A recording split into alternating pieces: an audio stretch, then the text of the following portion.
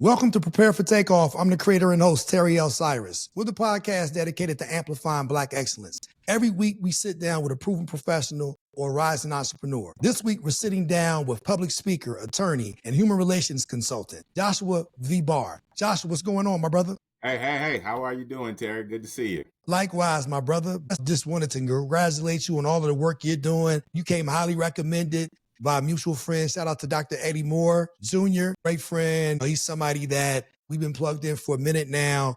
He has recommended some phenomenal people for this show, and you're right there at the top of the list. So I said, we got to sit down with Joshua V. Barr, man. He's doing this thing as an attorney, as a public speaker. He's juggling all of these different things. But I like to always say to people, it didn't start there for you. It didn't start here for me hosting a podcast. It didn't start for you being a civil rights attorney, a human relations consultant, being a public speaker, jet setting all over the world. And if my memory serves me correct, it started for you in South Carolina, just outside of Columbia, South Carolina to be exact. Is that correct? Yeah, that is 100% correct. I was born and raised in Sumter, South Carolina, but spent a lot of my developing summers with my grandfather in Kingstree, South Carolina, in the same place where my father's side of the family was enslaved. So I spent my summers working on a tobacco farm with my grandfather. So I have to give him a lot of credit too, instilling in me a sense of pride and self-worth to really navigate and operate through the systems that we live in.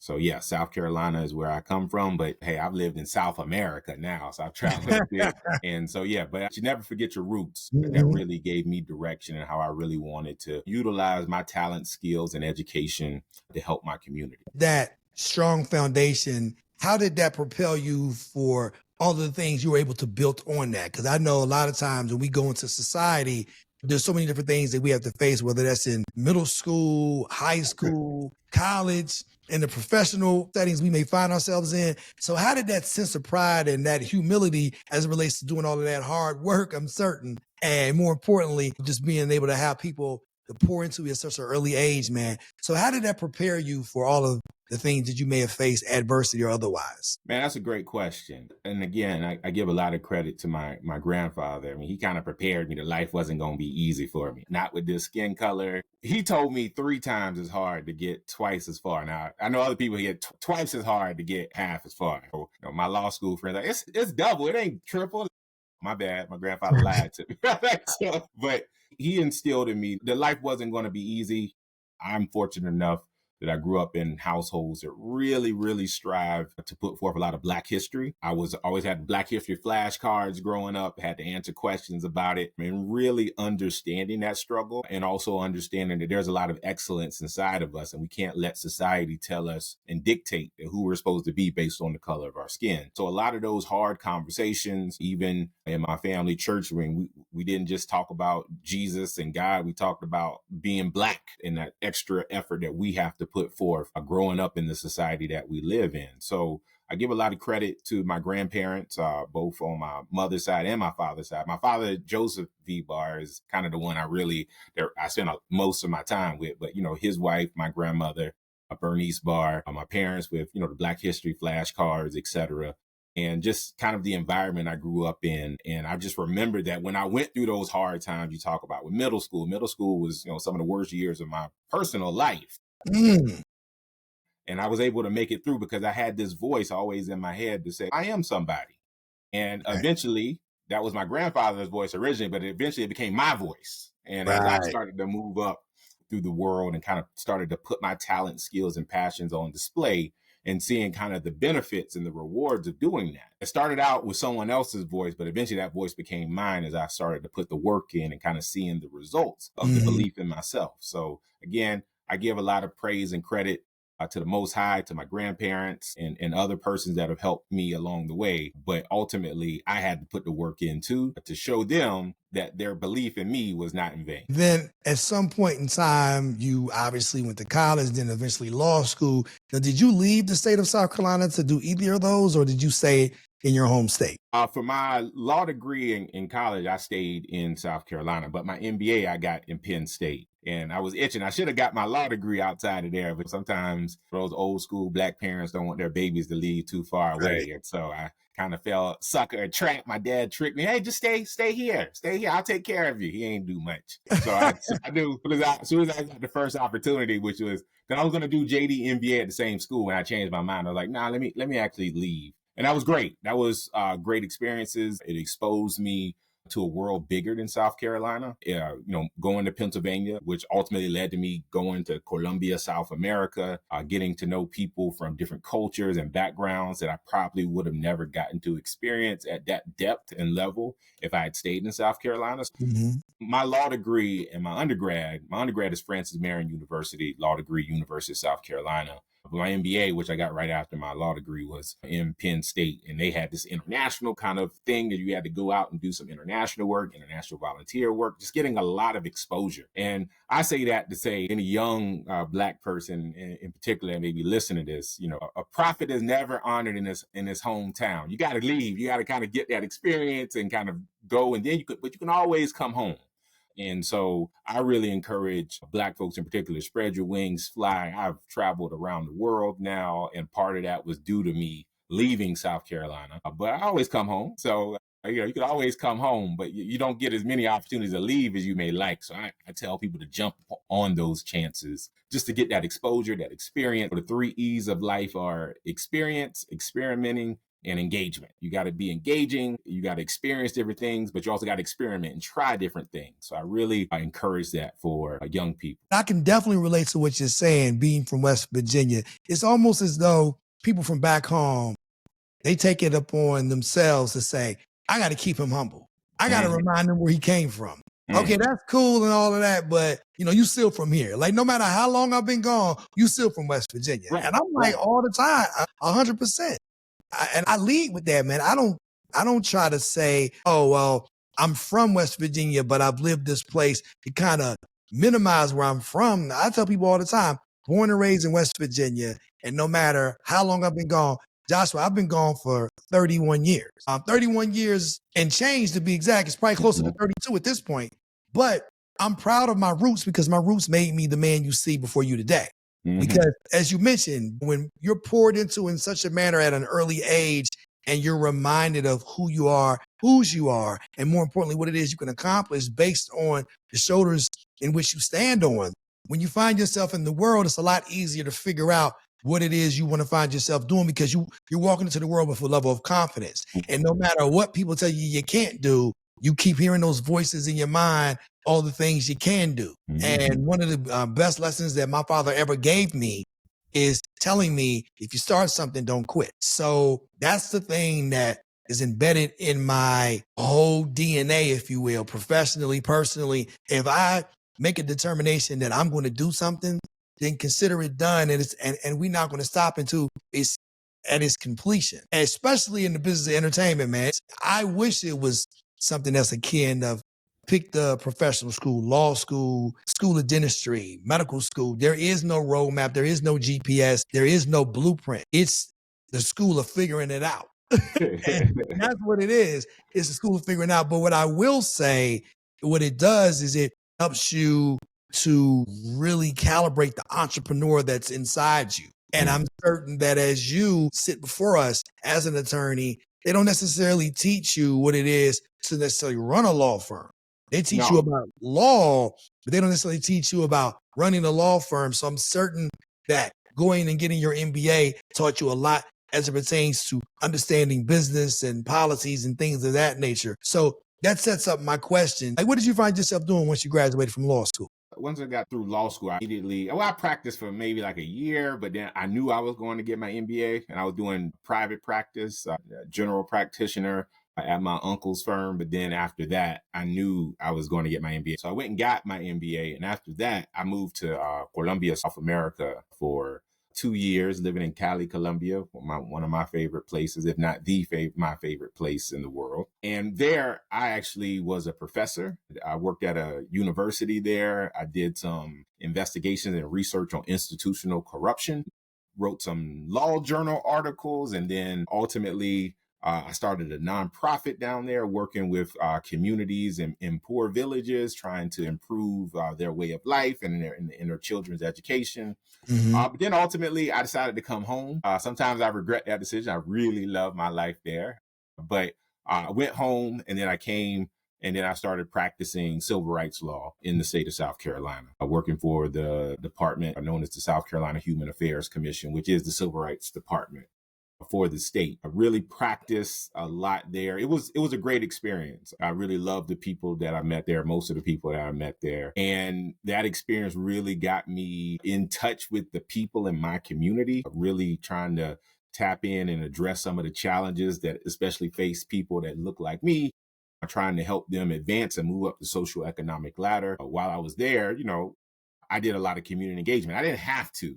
I think, the beauty of working in South America was that I did a lot of community engagement Right. to improve the livelihoods of people there. So when I came back to South Carolina, I did a lot of community engagement because, being honest, we weren't getting a lot of cause discrimination cases where we found landlords, business owners that engaged in discrimination. But being from South Carolina, hell, I experienced a lot of discrimination. So why aren't we getting many cause cases? So I went out, engaged with the community, got their opinions. I found those to be true about the way our office worked. I then really strived to do more in-depth work on trying to make sure that we were doing proper investigation so we could get probable cause cases and that I would eventually have to take to court. During my time there, we boosted the number of cause findings. We had 60 employment discrimination cause findings in 2015. We had 7 cases in court for housing discrimination, which both were like the record at that time, because we actually engaged the community, listened to their concerns, and their concern was primarily, you guys go in there, y'all take the business's word for it, and then y'all don't really do an investigation. And I found that to be true. And so we kind of redid kind of the work that we were doing, going deeper. And we got the highest number. And I remember when we hit that number, people wanted to celebrate. I didn't really celebrate that much just because the office had been open since 1972. If you're telling me 2015 is the highest number of cause discrimination cases you ever gotten, that means you've been doing something wrong for a long time. But it was good to see people excited about it. It was good to see people who were actually more engaged, people who had worked there for decades getting their first cause cases, which again bewildered me, but hey, they're happy. And so to answer the question, I went out, I got my MBA, then I started doing the work once upon coming back to the United States, working with people. And again, doing some work for my uncle, that really helped. Again, I was in the same city or town area where my family was enslaved. I was preparing a client for a case. And again, I'm not from Kingstree. I just came there during the summers. And I remember talking with him and he was asking me kind of like, hey, where are you from? I've never seen you before. And I was like, well, I'm not from here, but I spent a lot of time here. And we were talking about just kind of the changes happening in the community.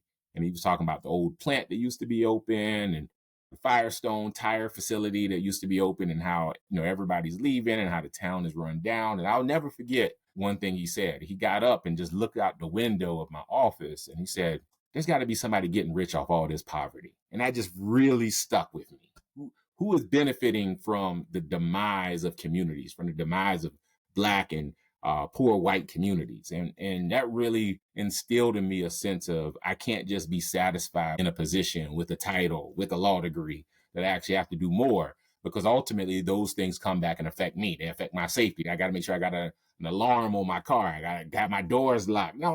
I want to live in a community where everyone has the opportunity to thrive.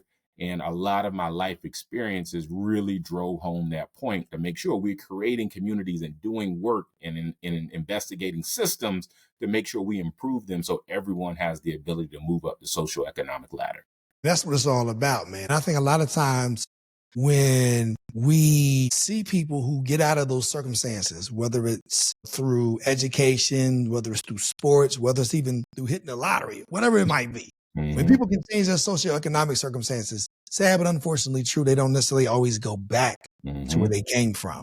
And they don't pour back into those communities. And just kind of to rewind, if you will, when you guys are operating in that capacity, and I'm certain that it's got to be great number of cases in which discrimination took place between the 70s and now. And for these cases to not result in some type of cause, that just kind of speaks to maybe the people who preceded you in that position. It was people who had more of the mindset, there's nothing to see here. How can we appease you? Well, it's hard to make that claim. It's hard to this, it's hard to that. Because I think a lot of times when you in certain places of the country, the nature of which, because I'm from West Virginia, as I mentioned, the nature of which is conservative.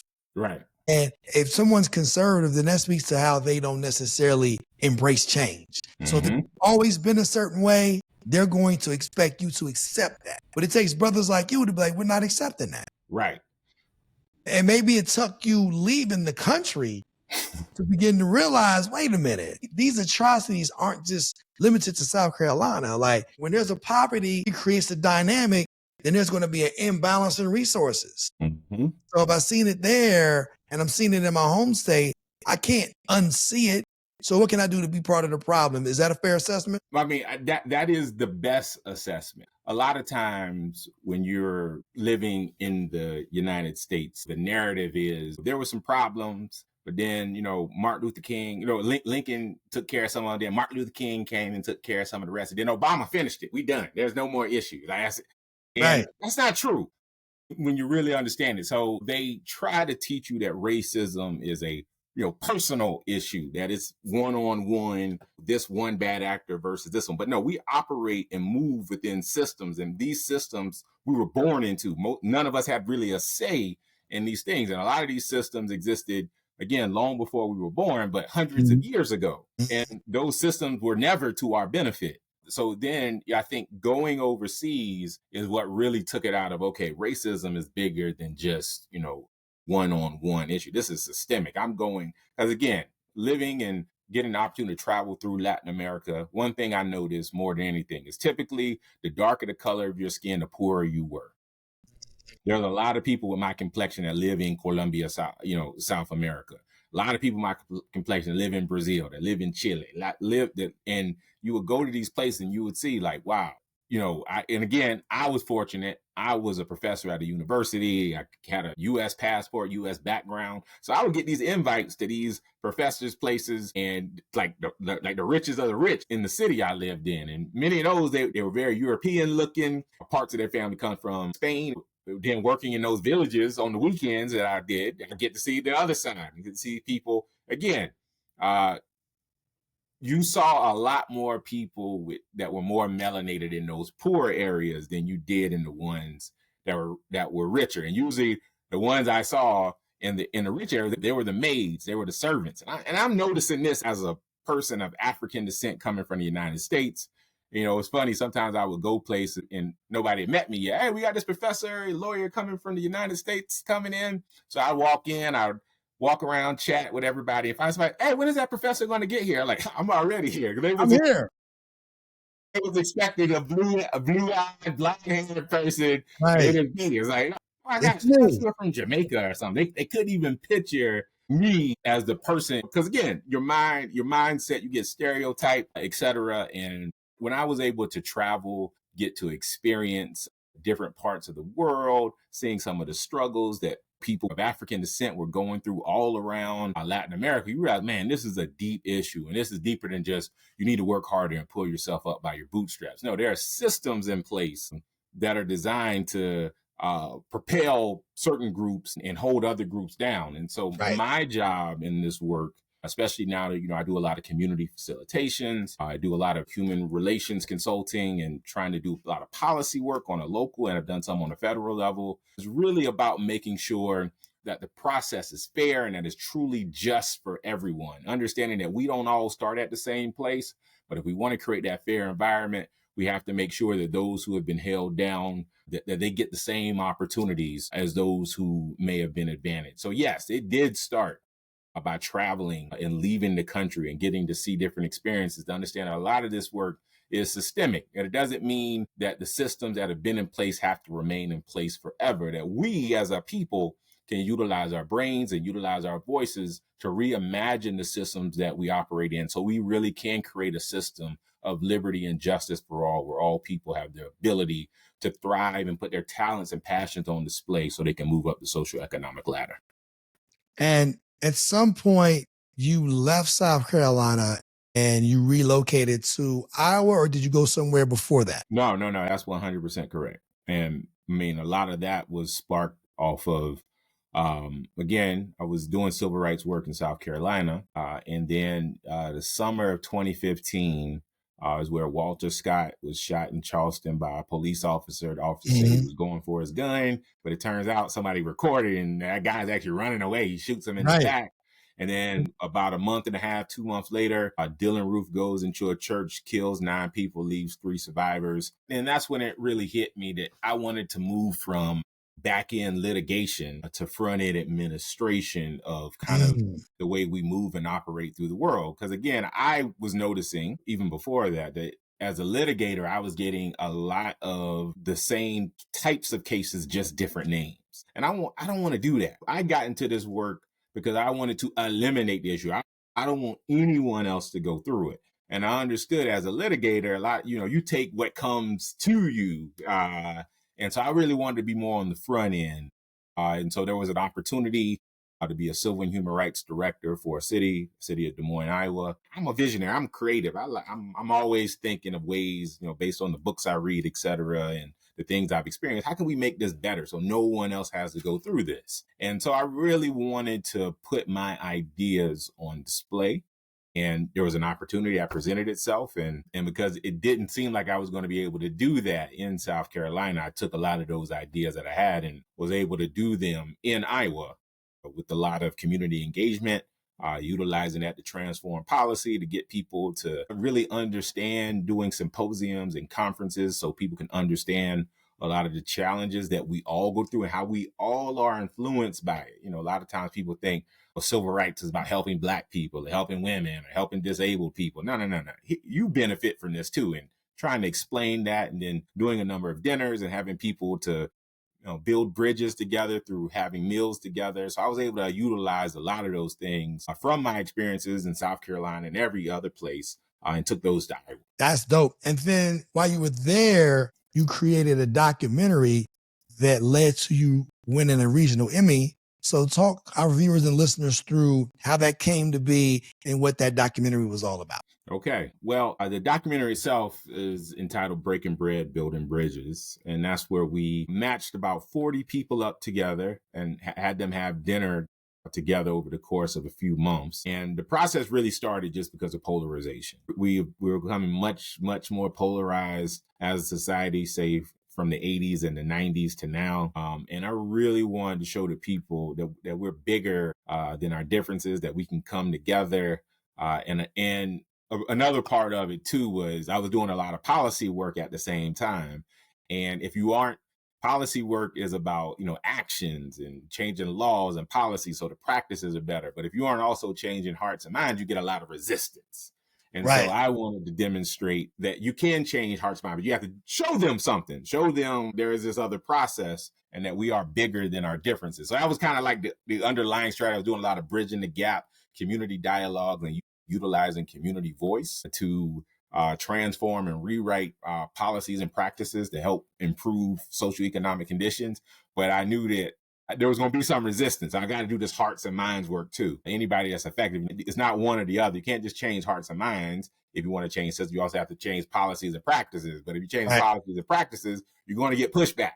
So you have to also work to change hearts and minds. So it's a twofold process. And so doing that, I really wanted to demonstrate, again, people can come to the table, come across differences. So there were some trolls who would troll our Facebook page, etc.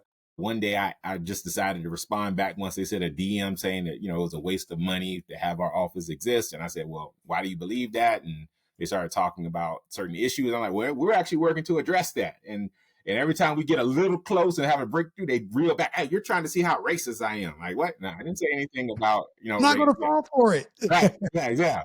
And then, so every time we get a little close, they put up a barrier. And I'm like, look, this is obviously not working. I'm talking to you over the internet. Would you like to have lunch one day and just have a discussion? Really? Yeah, I'll pay for it. Really? Yeah. And so we had lunch together and I kind of cleared my schedule and we sat for 2 hours and just had a discussion. It was a guy that was around my age.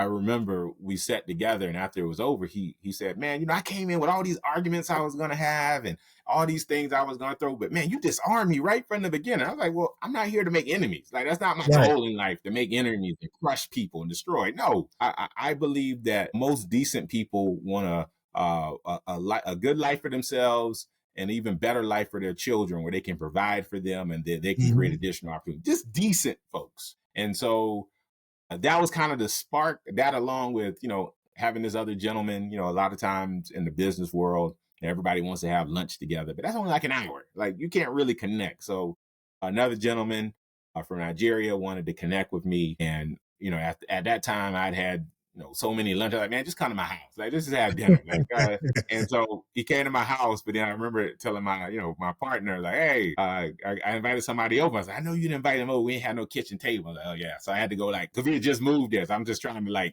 build this table and chairs, because I was just too cheap to buy it ready made. And I didn't get it done in time by the time the person showed up. So I went downstairs like, hey, I'm sorry, guys. Him and his wife, we're going to have to eat on the floor. Man, that's great. We eat on the floor all the time. And so we sat on the floor. Our spouses sat there and discussed. We had a discussion for 3 hours. And again, this is somebody I just met when I was doing a speaking engagement. And we talked for 3 hours, and we didn't become the best of friends after that, but we always had a good understanding. Every time we saw each other, there was a lot of love. I recently talked to this person. They moved to Georgia. I've moved to North Carolina since. And that really showed me, like, man, you sit down and start having dinner together, not these quick lunches, these one-offs, and really, really try to really get to understand people, that you can build bridges. And so those two incidents really sparked that. And the key thing we wanted to do, though, is we wanted to match people up based on their differences. We didn't want to just have it random, free for all. No. So we did a bunch of interviews, inviting people to, be a part of this experience, this documentary we were creating. We had, it was hundreds of people that applied, a lot of liberal white women. We had to actually cut some. It was just like, oh, that's too many. They were all, I was so excited. Oh, yes, I would love to have, yes. But we did a number of interviews, and then we took the people that we thought there would be some interesting dynamic between them. We matched them up. And the process was, we did one public facing dinner where you first meet your partner, because we don't tell you at the beginning. It's just a table with your name tent. And you have dinner. And again, I'm a facilitator, so we did all these activities to get to know one another. And then we did another dinner where we watched a documentary together. That was, it was like MTV's White People, which talks about the effect that racism has on white people, which is something you don't normally talk about. And so we watched that. We had a discussion about it. And then after that, when you've been 2 times with your partner, after that, you're supposed to 1 month, you go into one person's home, have a casual dinner, however you normally have dinner with the family, cold pizza, whatever, however you normally have it. And then they flip it. And then the month after that, you go into the other person's home and you have dinner. And then after that, month 5 or 6, you come back as a group to have dinner one more time to talk about what you learned about, yourself, learned about the other person. Were you able to identify your differences, et cetera? And it was a really good experience. And again, some people, because they really got along with their person, they were able, they did more than what was required. They did other events together. And we matched people up from different reasons, conservative with a liberal, a gay person with a, conservative pastor, a person with a felony, with a cop, different people based on race and different nationalities. We came up with all these interesting dynamics that really allow people to kind of face some of their biases and really look at their biases with a human face rather than just on a screen or some talking head on a news channel. And most people are able to overcome that and really kind of see the humanity of the other person, have a better understanding of the other person, but more importantly, themselves. And, again, we debuted that in the city, showed it around the city, and we've since then done some talks about it in other communities where we're talking about you are bigger than your differences. It's so easy to fall into, again, a lot of these talking heads you see on TV trying to use fear tactics. But at the end of the day, we're all human. We may have got here in different ways, come from different economic means, have a different amount of melanin in our skin. But yes, and all of us are we're all unique in some individualistic aspect. But at the end of the day, we all breathe. the same air, we share the same water, we walk the same lands, and we eat many of the same foods that nourishes the bloods in our body. And so we were able to utilize that documentary to help transform hearts and minds, which really helped us move forward with a lot of the policy work that we were able to get passed as well. Thinking about starting your own business? Make it real with Shopify, the all-in-one platform trusted by millions to sell online and in person. Whether it's merch, art, or digital goods, Shopify gives you the tools to build, grow, and succeed. And here's the best part. When you sign up using the affiliate link in our show notes, you're supporting Prepare For Takeoff and starting your business off right. Click the link and start your free trial today. So you were basically able to soften them up through their stomachs. Yes. Yeah, I mean, again, it's amazing. Again, to someone who does a lot of group facilitation discussions, we always have food, and it's amazing how much calmer people are and much present they are when there's food in there, and just how much enjoyable more people are to be around when there's good food in the vicinity. Man, that's the way to somebody's heart, through the stomach. Amen. That's so true. That's And how I originally got married. My ex-wife is a cook, but we're still the best of friends. So right. Yeah, man. So hey, man, ain't nothing wrong with a good meal. Ain't that be true? I'm certain that a lot of people walked away from that experience having learned a lot about themselves as it pertains to, I came in with one mindset, but because of my exposure with somebody who has a completely different mindset and how I was able to humanize them in a way that I may not have otherwise been able to do in the past, now you begin to realize that me and this person has a lot more in common than I realized. Because if you're not exposed to a group of people, it's a lot easier to demonize those individuals. Yes, 100%. And when you share the same space and you begin to realize that they want the same things for their children as you want for your children, they have the same goals and aspirations financially, spiritually, whatever the case may be.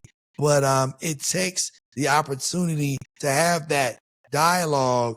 And a lot of times the best way to do that is over a nice plate of food. And it can't necessarily be a one-off because it's a journey. Mm-hmm.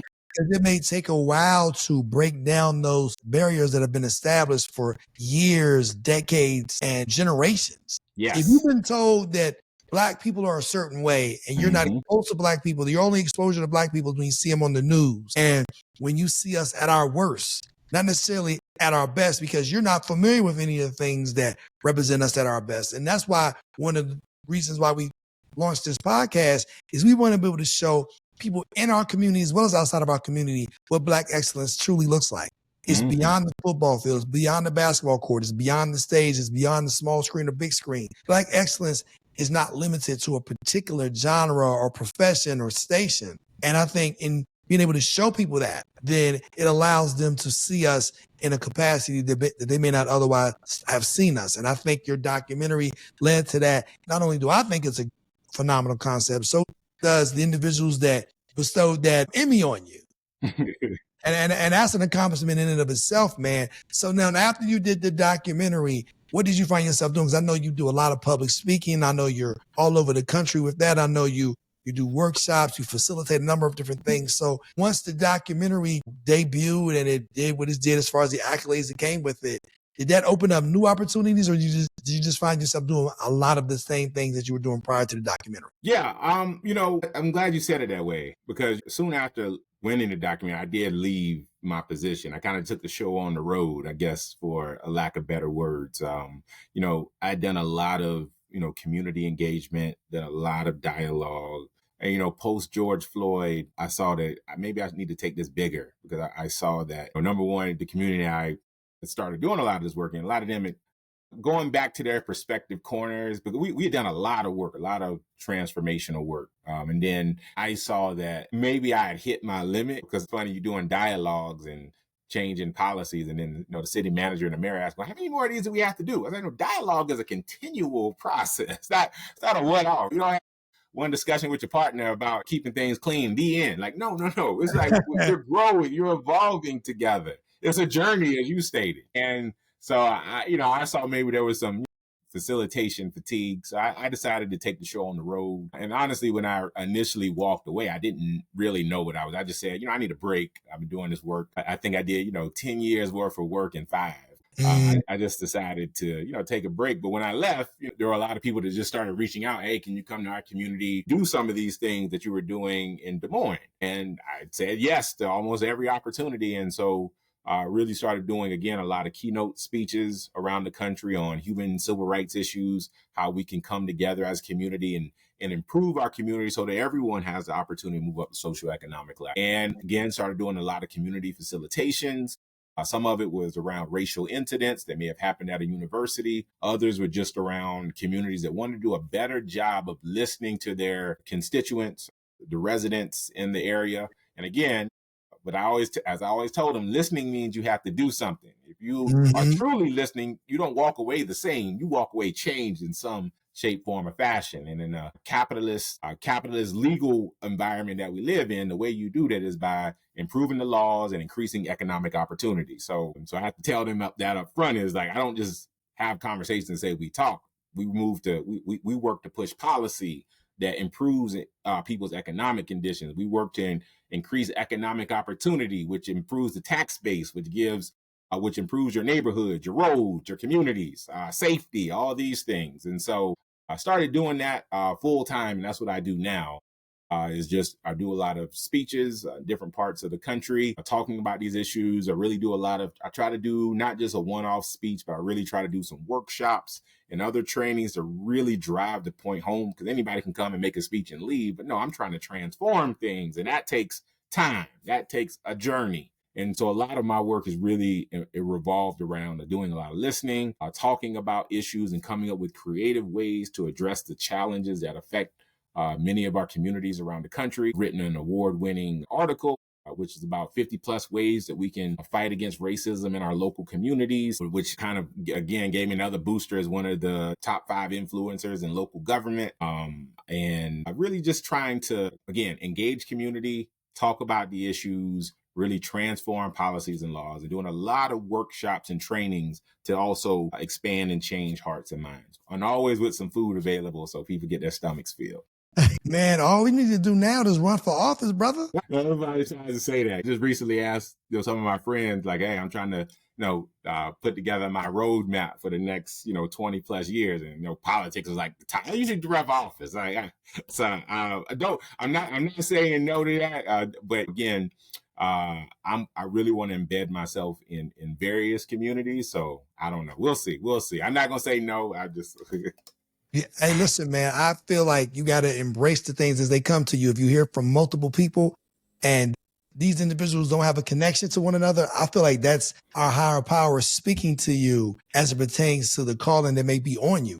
I mean, you to the point of which, man, yeah, you are changing communities, not just nationally, but globally. But sometimes what we need somebody in the trenches as it pertains to those policies and those laws that are being made, as it pertains to a particular community that may be in need, and allow that to serve as like a stepping stone, a building block. Look at what it is we did to change things in this community. And then maybe you can expand that from your district to a larger congressional district. And then maybe that can turn into things that can go beyond that. I'm certain that the person that I see before me, man, this is the blueprint that Barack Obama created, brother. You're in the community, you're doing your thing, you're an attorney by trade, and you are very committed to the work. And, sometimes we have to, as they say, we got to dream big and can't dream bigger than God. I'm a very spiritual person, and I feel as though the things that hold us back is the person in the mirror. And I feel as though if we continue to just walk in an intentional manner toward the light, if you will, wherever the light takes you, and just embrace whatever comes with you in that process. It may be more things that you're finding yourself doing, but if the opportunity presents itself to set yourself in local government, state government, whatever the case may be, man, I would definitely explore what those possibilities can consist of. Because just listening to you, I'm certain my viewers and listeners as well, they're like, man, this brother, man, this could be our next state senator in the great state of North Carolina, South Carolina, or wherever you call home. You see what I'm saying? And I believe that your story is so relatable. Someone who came from a small town in South Carolina, humble beginnings, and the pathway to life as you know it was through education. You just weren't content with an undergraduate degree. You got your law degree, and you weren't content with that. You went and got your MBA, and you weren't content with being in Pennsylvania. You went to Columbia, and not talk about South Carolina either. We went to the country Columbia. Then you came back to South Carolina, and then you embraced the opportunity to go to Iowa. And so for me, man, I feel that you're already walking in your purpose on purpose, and you have to just continue to embrace that. And wherever it takes you, man, I know you'll continue to shine and excel and do all of the things you're doing. Joshua, I also know you have a blog, man. So talk our viewers and listeners through what that consists of. Really, what I talk about is a lot of the issues facing us as a country. Mm-hmm. And as a world, really diving into what we can do to address the systemic issues that continue to hold us back in regards to race and discrimination and economic policy. And I've really I'm on my own kind of spiritual journey as well. So I put a lot of humanism into this stuff. I don't really talk about it from like an academic point of view, but more so as a human and how we can create environments, again, where people have the opportunity to move up the social economic ladder, which increases the joy of a community where you can put your talents, skills, and passions on display, and how all of us benefit from that. And just really, what can we do to be better humans? And I don't mean better humans as I'm good, I'm walking in the light. You should do those things, but how can we be better to one another? And a lot of times, again, it's not just about, I went to a protest the other day, but it's about letting your voice be heard at a local level. How can you attend city council meetings and be part of boards and commissions and understanding zoning practices and how those things affect how the shape and makeup of a neighborhood, and how certain things, you have this economic racism, while certain plants and factories and slaughterhouses are in certain communities and not others. And how can we make this a more fair process that doesn't hold back our children, that doesn't hold back our personal creativity? So those are a lot of things I discuss. And again, I'm bringing in a lot of humanism into that, just really talking how we can be better at really letting our voices be heard, and knowing that you meet people on a daily basis. And so at the end of the day, when you operate in systems, these systems affect the people that you meet. So how can we improve upon those systems in our schools, in our counties, in our cities, so that everyone has a chance to thrive? This episode of Prepare for Takeoff is brought to you in part by Riverside, the platform that I trust to record studio quality podcasts right from my laptop. With Riverside, I get crystal clear audio and 4K video. Plus, it's super easy to use. Whether you're a beginner or a pro, Riverside helps your podcast sound amazing. Try it out for yourself. Click the affiliate link in our show notes and start recording like a pro with Riverside. Joshua, as we close out, man, I want to give you the opportunity to leave our viewers and listeners with 3 things that you feel will help them prepare for takeoff. 3 things I would tell people to do. Number 1, you have to know your neighbor. You have to. Nowadays, we live in an era where people just go to work, come home, watch Netflix, chill a bit, and then repeat the cycle. We are less engaged than we've ever been. The people that live in the neighborhoods and the communities that we surround. I'm a firm believer in getting to know your neighbor, knocking on the door, introducing yourself, being a part of your neighborhood associations, because your neighborhood associations have the ability to influence the policies and practices that affect your neighborhoods, that affect your communities. So make an effort to get to know your neighbor. Go back to the old school, make a pie, invite them over, and really try to build relationships. And you never know when you'll need someone. And so I'm really big on that. Number 2, I'm really big on understanding and getting to know your local politicians. Again, you may never meet the president, you may never meet your U.S. senator, you may never meet your state senator, but your city council members, your school board members, and your county council members are available. And so I really and strongly encourage people to go out and not just attend city council meetings, but invite your city council member in your neighborhoods that are over your wards and districts. Invite them over, have a coffee with them, talk about what's important to you. And also, in addition to getting to know your neighbors, being part of neighborhood associations, and getting to know your local politicians, is just get involved. And you need to be part of an organization. A lot of people, when we think about the movers and shakers that we learn about through history, whether it's Martin Luther King, Rosa Parks, Abraham Lincoln, all of these other persons, they were a part of organizations. King did not do this work alone. He was a part of an organization called the Southern Christian Leadership Conference that worked with churches all around the South to really transform change. Rosa Parks, she was the NAACP secretary. Lincoln, they say Lincoln freed the slaves, but it was an army that really fought. And that army, and the tide didn't change until 179,000 people that looked like me were given the ability to fight and get involved. And they didn't even have to. Most of those persons were free or escaped.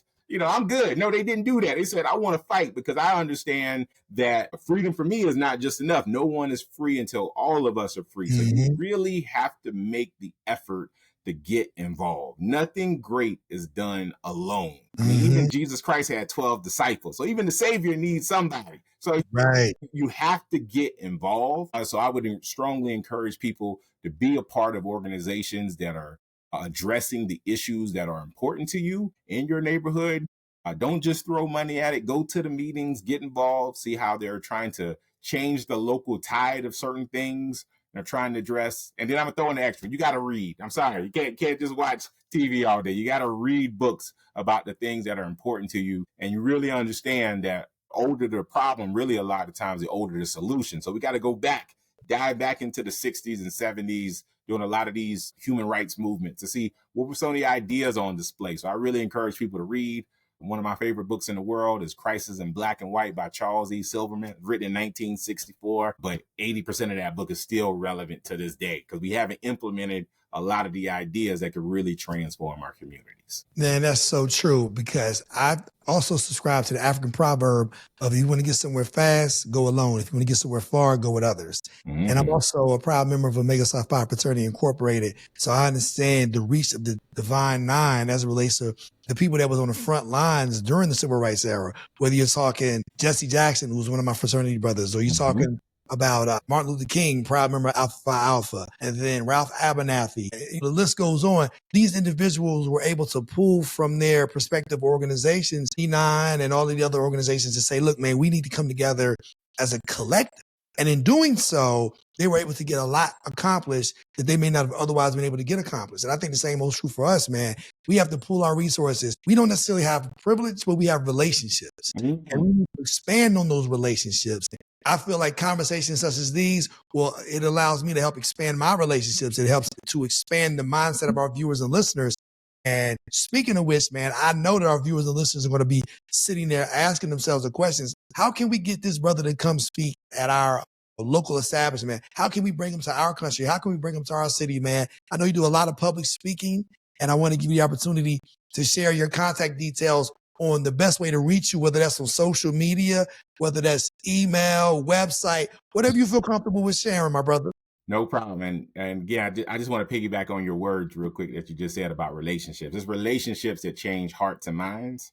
So you have to do a better job of doing relationship building, understanding, again, that when the president announces we are dedicating this billions of dollars to this cause or that cause, most of the time the president has no idea where that's going, because that money goes down to the local level, and the county and the city and the state and the school boards figure it out. So that's why you got to build those relationships. Change their heart to mind. Let them know that you and your community is there, that you would exist, and that they need to dedicate some of those resources to improving your neighborhoods, to improving your communities, improving your schools.